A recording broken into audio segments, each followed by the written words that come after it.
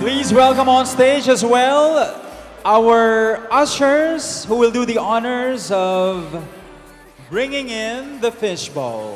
All right, before we begin to ask our candidates, may I remind the crowd to avoid making unnecessary noise para hindi ma-distract ang ating candidate. All right? Okay, Barangay Ambatali, pick judge number 5. Good morning, Mutya ng Ambatali. If you were to be appointed as Secretary of Department of Tourism, what innovation will you implement to boost cultural tourism? Well, if I would be the Secretary of Tourism, I will have a look about how to improve the tourist spots that we have, how to approach the government properly, and of course, how to promote the people who is also involved in our tourism. Number 1, why the tourist spots that we have?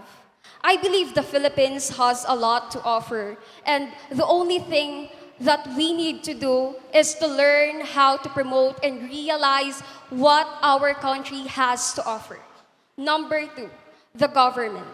I believe if I would use the power and influence that I have to have a program that will show the government what our country can offer more, then I believe we will have a promising tourist spots. And last is its people.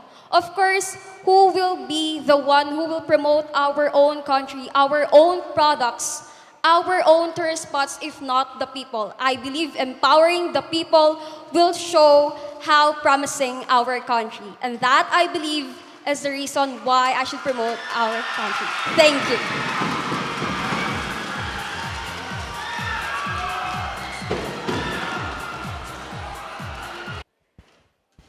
Hello, candidate. Bugalyon proper, how are you? Hello, sir. I'm doing good. Nice to hear that. Here's your question. The 2022 elections has shown how politics can divide the nation. What can you say about people who have sacrificed their personal relationships with other people because of their political belief? I think that the 2022 elections has affected us more than we imagine. I think that it dictates the next 6 years of our lives. It dictates the next policies that our government is gonna make.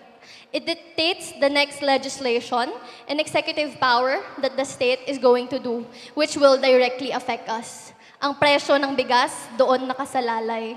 Ang mangyari sa trafiko, ang mangyari sa industriya, doon nakasalalay. And I think that it's perfectly valid for people to cut off other people who is not in accordance with their political beliefs. Because it means that people does not want what they want for themselves. Because I think that people only value those things because they think that this is something that will directly affect them. So I think that this is a choice that is very valid, and this is a choice that we should allow to propagate in the society. With that being said, thank you.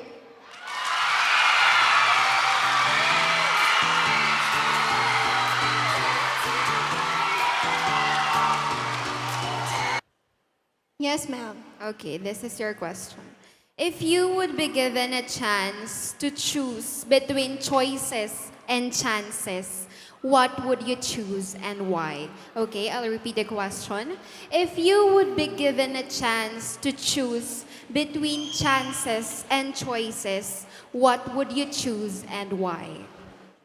If I would be given a chance to choose between the two words, I would be choose a choices. Because I would be choose on what we love. That love is the basis of all things. That when we do what you love, you can compel to push against yourself. And you are compelled to push yourself, to be challenged yourself, and compete yourself to achieve your vision. And with that, we all know that when we do what we love is our happiness. But finding that place is truly it will not only give you contentment, but it will give you motivated and better equipped to do the best that you can do. And I believe that when you do what we love, it will not only make you happier, but it will be make you productive on what you have already chosen to your world. Thank you.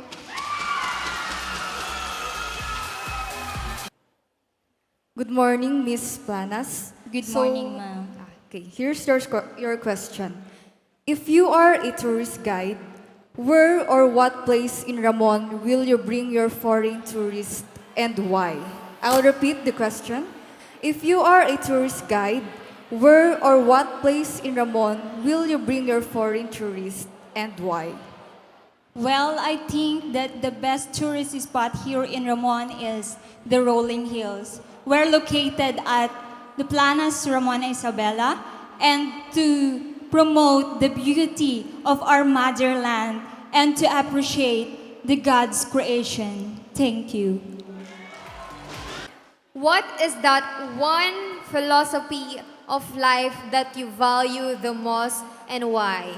Again, what is that one philosophy of life that you value the most and why? I think failure is the mother of success. Because if you fail, it doesn't mean that it's the end. If people failed, it is the time that they learn from it. It make them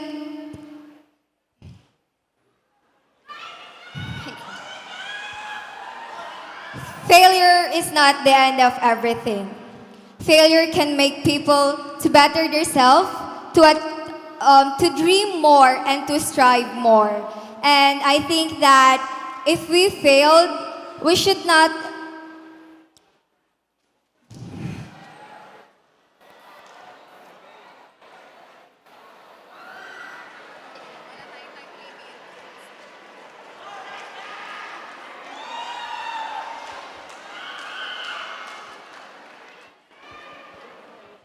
Failure is the best teacher for everyone because in failure, we learn things that we can apply in achieving our dreams and in bettering ourselves. Thank you.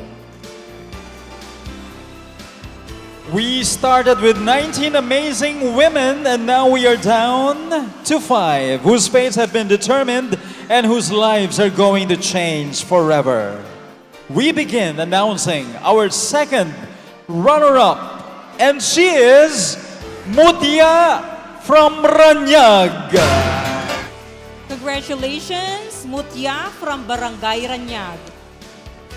We now proceed to the awarding of Mutya ng Ramon 2022 first runner-up.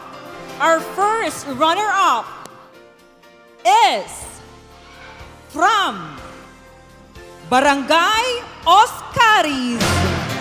We now call on the Mutya ng Ramon Culture and the Arts. And she is Mutya from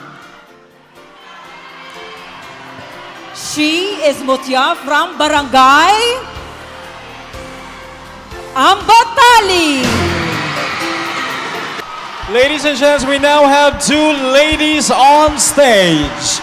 One of them is the Mutya ng Ramon Tourism, and the other one is the ultimate queen herself, the new Mutya ng Ramon. Now, if for any reason the new Mutya cannot fulfill her duties, listen up, the Mutya ng Ramon Tourism shall take her place. That's clear. If she fails to fulfill her duties. So good luck and here we go. The name that I will announce is the Mutya ng Ramon 2020. Okay? You heard me clear? The name that I will announce is the Mutya ng Ramon 2022. And so, the Mutya ng Ramon 2022 is our Mutya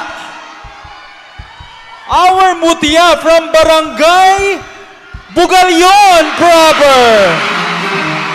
That means that Mutya from Barangay Planas is our Mutya ng Ramon Tourism. And our Miss Tourism is Mutya ng Planas. Our newly crowned Mutya ng Ramon 2022.